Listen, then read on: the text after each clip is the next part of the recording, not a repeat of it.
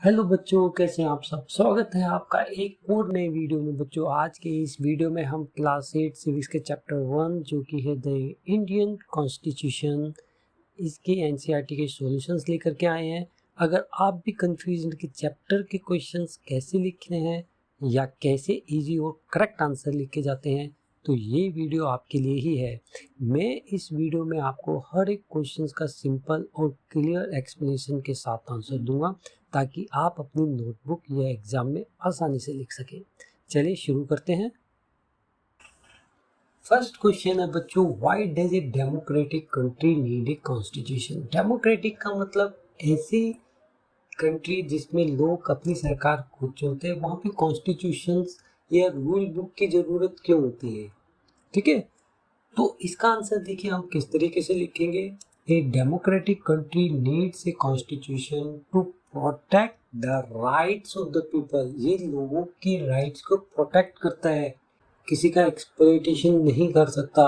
And to set rules for how the government will work, कि और government को किस तरीके से काम करना है, इस कॉन्स्टिट्यूशन की बुक में सब कुछ लिखा रहता है। ठीक है, it ensures that no one misuses power and everyone is treated equally.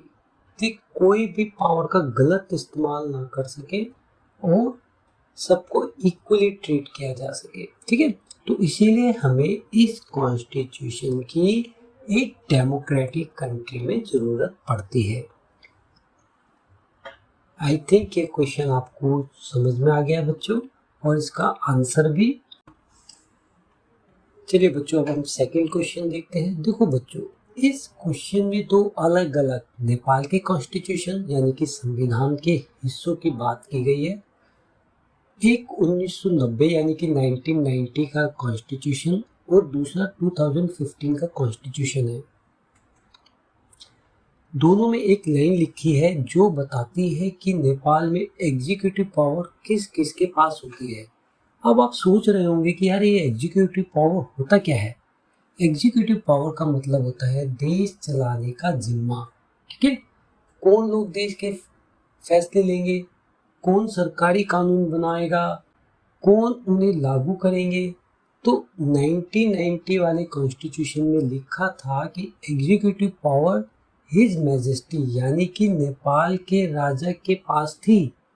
उस समय नेपाल में राजा की शक्ति सबसे ऊपर थी, उन्हीं के हाथ में देश चलाने का काम था। फिर 2015 आया और नेपाल में डेमोक्रेसी आ गई, जैसे कि हमने चैप्टर में भी पढ़ा। फिर नए कॉन्स्टिट्यूशन के आर्टिकल 75 में लिखा गया कि executive power council of minister के पास होगी, यानी कि अब लोगों द्वारा चुनी गई सरकार देश चलाएगी, कानून बनाएगी और कानून को लागू भी करेगी। अब राजा का कोई काम नहीं है। ठीक है, अब कोई राजा राज नहीं करेगा। अच्छा, अब ये क्वेश्चन बेसिकली ये पूछ रहा है कि इन दोनों कॉन्स्टिट्यूशन के बीच क्या फर्क है, किसके पास देश चलाने की पावर थी 1990 में और किसके पास है 2015 के बाद। Who exercises executive power in the above two constitution of Nepal। देखो, ये तो हम क्वेश्चन से समझ गए। 1990 में राजा के पास थी, 2015 में डेमोक्रेसी आ गई, तो एग्जीक्यूटिव पावर कहाँ आ गई, मिनिस्टर्स के हाथ में आ गई। जो लोग चुन करके अपने रिप्रेजेंटेटिव भेज रहे हैं काउंसिल ऑफ मिनिस्टर्स। ठीक है, तो वो देश चलाएंगे। ठीक है, एग्जीक्यूटिव पावर यानी कि देश चलाने का जिम्मा, देश चलाने की पावर। ओके, आई थिंक ये क्वेश्चन आप समझ गए बच्चों। तो इसका आंसर हम किस तरीके से देंगे, देखिए। In the 1990 constitution the executive power was with the king of Nepal and his council of ministers. लेकिन in the 2015 constitution the executive power is with the council of ministers as per the constitutional law. ठीक है, मतलब पहले राजे के पास power थी, अब लोगों के द्वारा चुनी गए नेताओं के पास है। आई थिंक ये क्वेश्चन का आंसर भी आप समझ गए बच्चों। चलिए आप क्वेश्चन नंबर 3 समझते हैं बच्चों। What would happen if there were no restrictions on the power of the elected representatives.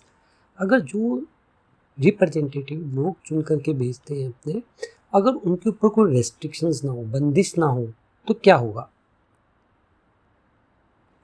देखिए इसका आंसर हम किस तरीके से देंगे। If there were no restrictions, elected leaders could misuse their power for personal benefit और अगेंस्ट सम ग्रुप्स। भाई अगर रेस्ट्रिक्शंस ना हो, बंदिश ना हो, किसी की रूल्स ना हो, तो क्या होगा, लोग सब अपने अपने तरीके से काम करेंगे। This would harm democracy and people's freedom. तो जो लोगों की आज़ादी है और जो डेमोक्रेसी है, अब कुछ ही लोग अपनी बातें मनवाएंगे तो इसका मतलब क्या हुआ, डेमोक्रेसी कहाँ से आएगी। ठीक है, तो डेमोक्रेसी में ज़रूरी है कि इलेक्टेड रिप्रेजेंटेटिव्स पे रेस्ट्रिक्शंस हो। ठीक है, आप क्वेश्चन नंबर 4 को समझते हैं बच्चों। इसमें कह रहा है कि हर सिचुएशन में देखकर बताओ कौन माइनॉरिटी में है। माइनॉरिटी का मतलब जिनके नंबर्स कम है और जो संख्या में कम है। जैसे अगर 50 में से सिर्फ 10 लोग कुछ अलग हैं तो वो माइनॉरिटी होते हैं। उसके बाद हर सिचुएशन में ये भी लिखना है कि माइनॉरिटी की बात सुनना क्यों ज़रूरी है। ठीक है, कि उनके व्यूज़ क्यों सुने जाएं। ठीक है, हर सिचुएशन में बताना है। तो फर्स्ट सिचुएशन क्या है, in a school with 30 teachers 20 of them are male. तो इसमें जो माइनॉरिटी होगा कौन है, फीमेल टीचर्स, क्योंकि वो 10 है, कम है। रीजन्स, उनकी बात सुनना इसलिए ज़रूरी है क्योंकि स्कूल के फैसले ऐसे होने चाहिए जो सभी टीचर्स के हित में हो। ठीक है, अब केवल 20 ही लोगों के हित में होंगे तो वो तो ठीक नहीं है ना। सेकेंड सिचुएशन बी को समझते हैं। In city 5% of the population are Buddhist. ठीक है, तो 5% तो बुद्धिस्ट हो गए, तो जो 95% है जो अदर रिलीजन्स है पॉपुलेशन की, तो वो तो मेजोरिटी में हो गए। तो माइनॉरिटी कौन हुए, बुद्धिस्ट। रीजन, उनकी बात क्यों सुनना जरूरी है, क्योंकि डेमोक्रेसी में हर धर्म के लोगों के अधिकार बराबर होते हैं। सेकुलरिज्म सुना था ना हमने कि सरकार किसी एक धर्म के प्रति फैसले नहीं ले सकती। ठीक है, इसलिए उनकी बात सुनना और उनके धार्मिक हक का सम्मान करना जरूरी है। ठीक है, डेमोक्रेसी में ऐसा ही होता है बच्चों, सब इक्वल है। सिचुएशन सी को समझिए। In a factory mess for all employees 80% are vegetarians. 80% vegetarians हैं, तो जो माइनॉरिटी हो गए नॉन वेजिटेरियन हो गए। तो इसका मतलब ये थोड़ी ना कि हम उनको शाकाहारी ही बना दें। अब जो मांस खाता है तो मांस खाता ही है। देखो, उनकी बात सुनना इसलिए ज़रूरी है कि उनका भी अपनी पसंद का खाना मिलना चाहिए। डेमोक्रेसी में हर व्यक्ति की चॉइस का सम्मान होना चाहिए, चाहे वो कम लोगों की ही क्यों ना हो। ठीक है, अब उनकी चॉइस है कि वो नॉन वेजिटेरियन खाना चाहते हैं तो वो नॉन वेजिटेरियन खा सकते हैं। डेमोक्रेसी में सबको अपने तरीके से रहने का राइट है। सिचुएशन डी को समझिए बच्चों। In a class of 50 students 40 belong to more well off families. कि जो 40 स्टूडेंट्स हैं वो अच्छी फैमिली से बिलोंग्स करते हैं, तो जो 10 स्टूडेंट है वो कम समर्थ हैं, पुअर हैं। तो इसका मतलब ये नहीं कि उनकी बात नहीं सुनी जाएगी। उनकी बात सुनना इसलिए ज़रूरी है ताकि स्कूल की पॉलिसीज़ या फैसिलिटीज़ सब बच्चों के लिए बराबर हो, सिर्फ अमीर बच्चों के लिए ही नहीं। यानी कि फैसले केवल अमीर बच्चों के लिए ही नहीं लेने, रूल्स केवल अमीर बच्चों के लिए नहीं बनने, डिसिप्लिन केवल अमीर बच्चों के लिए नहीं, गरीब बच्चों के लिए नहीं, सभी के लिए। ठीक है, उनको कोई छूट नहीं मिल सकती, ना गरीबों को ना अमीरों को, सब इक्वल है। ठीक है, सभी की बात सुनी जाएगी। ओके, बस ऐसे लिख देना, एग्जाम में फुल मार्क्स मिलेगा। ठीक है, चलिए आप क्वेश्चन नंबर 5 समझते हैं बच्चों। इस क्वेश्चन में आपसे बोला गया है कि लेफ्ट साइड में इंडियन कॉन्स्टिट्यूशन के इंपॉर्टेंट फीचर दिए गए हैं, जैसे कि federalism, separation of powers, fundamental rights and parliamentary form of government. आपको उनके सामने अपने शब्दों में 2 सेंटेंस लिखने हैं कि ये फीचर्स क्यों इंपॉर्टेंट है। ठीक है, in the other column write 2 sentences in your own words on why you think this features is important. ठीक है, देखो सबसे पहले है फेडरलिज्म। फेडरलिज्म क्या बच्चों? It allows power to be shared between central and state governments. क्यों होना चाहिए सेंट्रल और स्टेट गवर्नमेंट? देखो बच्चों, फेडरलिज्म एक की फीचर्स है। इसका मतलब है भारत जैसे बड़े देश में एक ही जगह से हर डिसीजन लेना मुश्किल होता है, इसलिए पावर को सेंट्रल और स्टेट गवर्नमेंट के बीच बांटा गया है ताकि हर रीजन के लोगों की बात सुनी जा सके। हमारे देश में डाइवर्सिटी बहुत ज़्यादा है, कहीं पहाड़ी इलाके हैं, कहीं मैदान हैं, हर जगह की भाषा अलग है, वेशभूषा अलग है, रहने का तरीका अलग है, सोचने का तरीका अलग है।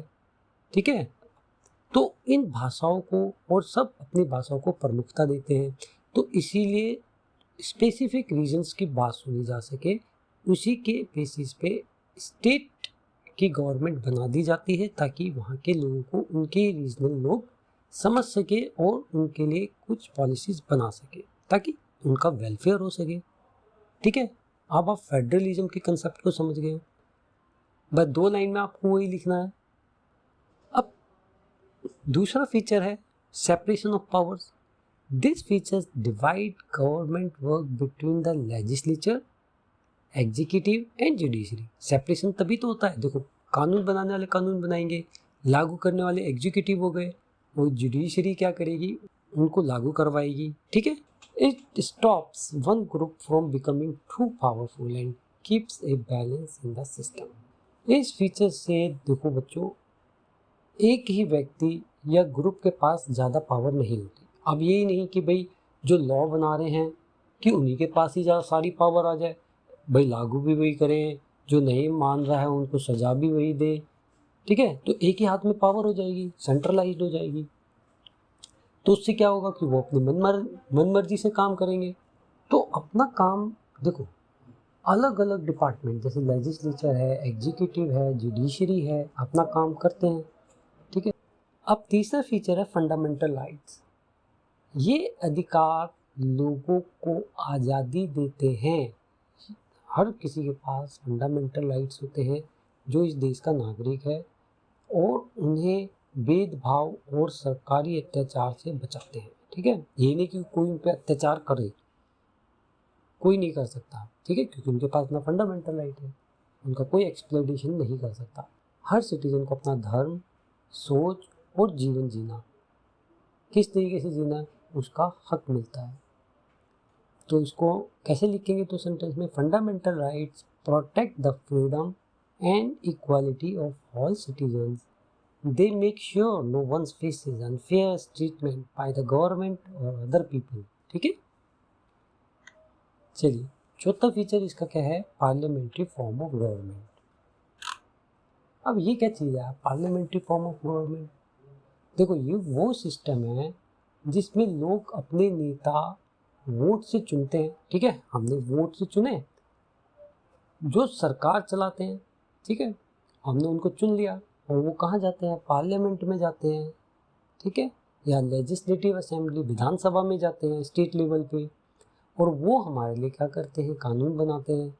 ये नेता लोगों की प्रति जिम्मेदारी होती है और गलत काम करने पर उन्हें बदला भी जा सकता है। तो ये जो रिप्रेजेंटेटिव नेता होते हैं बच्चों, ये लोगों के प्रति जिम्मेदार होते हैं और गलत काम करने पर उन्हें बदला भी जा सकता है। ठीक है, उन्हें हटाया भी जा सकता है। तो इसका आंसर किस तरीके से लिखें? In this system people elect their leaders through voting. ठीक है, पार्लियामेंट्री फॉर्म ऑफ गवर्नमेंट में यही होता है।